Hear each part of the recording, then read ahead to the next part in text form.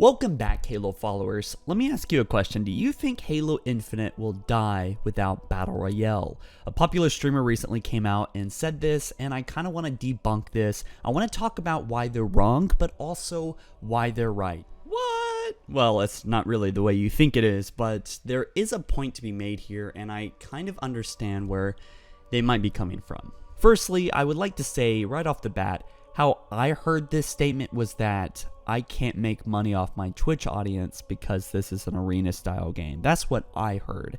And that this game is primarily arena. That as far as we know, 343 Industries is not introducing any mode of Battle Royale, although did say that you could probably make it in Forge. And with some of the Forge leaks that I've seen recently, which I won't talk about, yeah, you can make Battle Royale in Halo Infinite. But without this being some big native mode, something on the main menu, for example, something that attracts people into the game, it seems like some popular streamers and even news article companies believe that this is the case. And instead of just saying that they are completely wrong because of this, I want to actually entertain this for a second. Firstly, what exactly does a dead game mean, right? You look at games that are flourishing right now. For example, New World that has almost 500,000 players logging on every day, although it's very new.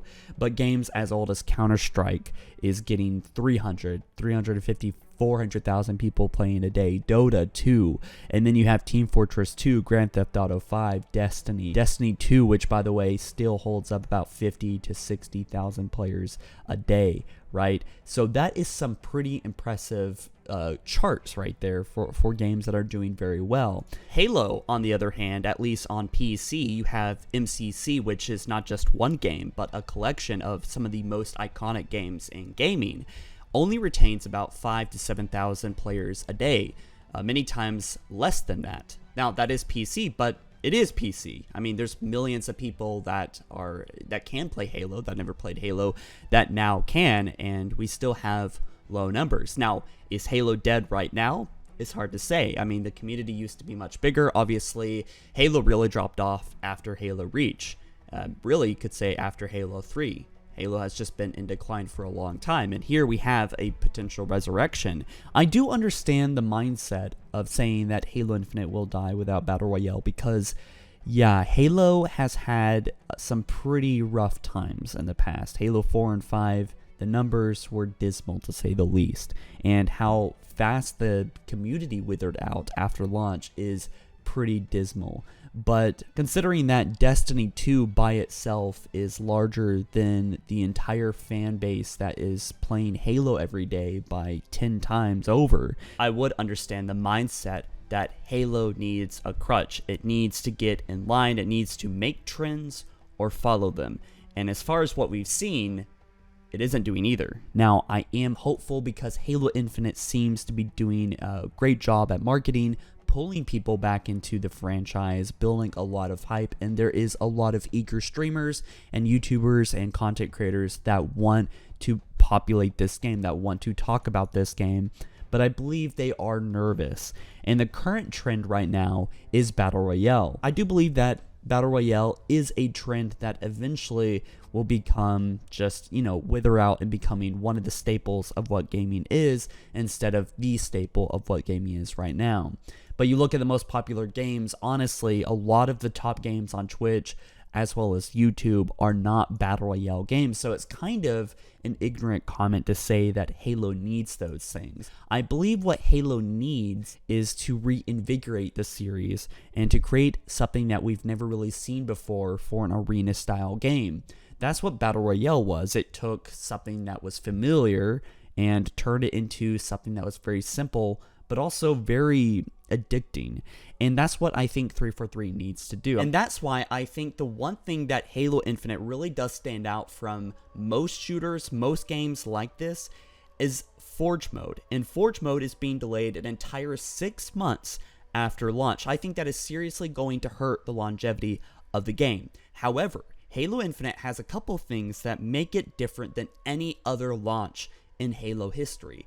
It is launching on the Xbox Game Pass, right, on day one. Maybe Halo 5 did the same thing, but Basically, that means that you can try out Halo Infinite for $1 with the Xbox Game Pass the first month, and plus there's already millions of people that are already on Game Pass, whether Halo comes to it or not. They're going to be able to try out the campaign and get invested more in the story and the game overall. Not to mention, the game is free to play worldwide. This is massive. I really don't believe that Apex Legends or Fortnite would have became as popular as they are if there was a $30, $40, $60 paywall before buying these games. Sure, I'm sure they would still be popular, but not really like the way they are right now. You can literally just go jump into a game. Yes, they are Battle Royale games, but the fact that they're free to play, the fact that this game is being promoted on the Xbox Game Pass, the fact that it's on PC now, the fact that it is taking in consideration the esports scene, that they're going back to the roots of Halo,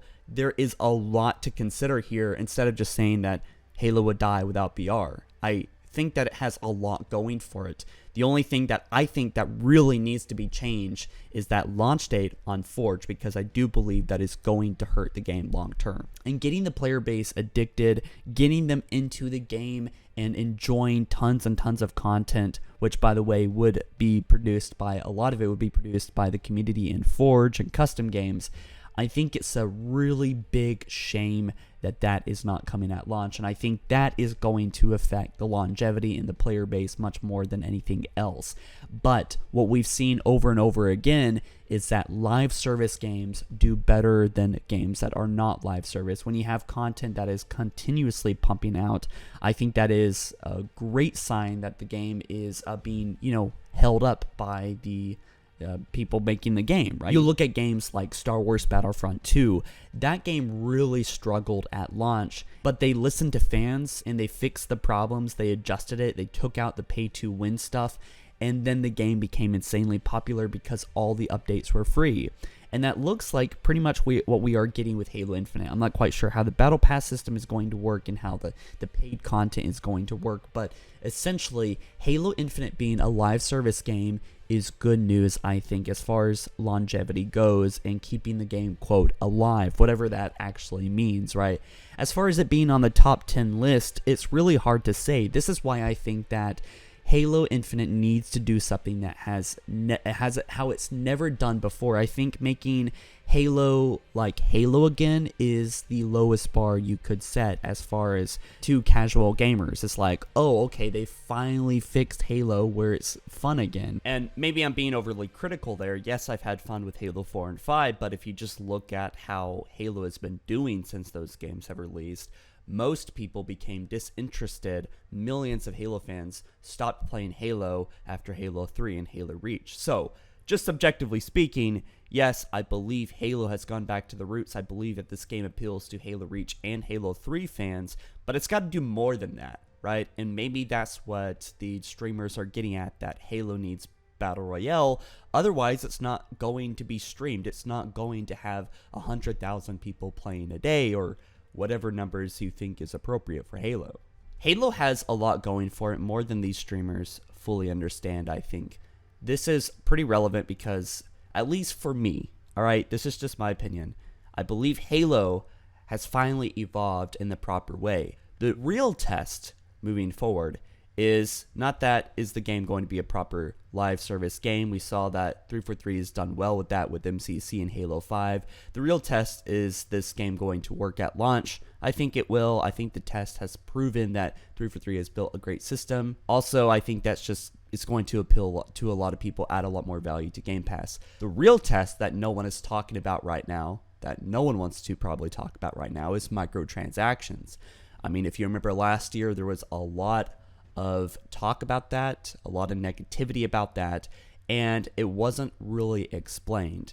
And more than likely, the microtransaction system is not going to be pretty, and I'm worried about how Halo fans are going to react to that, because let's be real here, Halo fans, the people that have stuck around with Halo for many years, are the ones carrying this franchise. Of course, there's new people getting in the game, getting involved, and Halo Infinite is a great starting point for new people, but yeah, microtransactions for me are the real test on how this game is actually going to play out at launch and thereafter. But as we've seen with other games like Star Wars Battlefront 2, games can make a comeback. We just have to let them know when we are unhappy with certain systems and things like that. Which I really don't understand why people don't like me criticizing the Halo Infinite flights. I mean, they're actually there to be criticized. And it's a good reminder to tell everyone that, yeah, 343 did message me. They did confirm that they want feedback outside of how glitchy or laggy the game might be. They want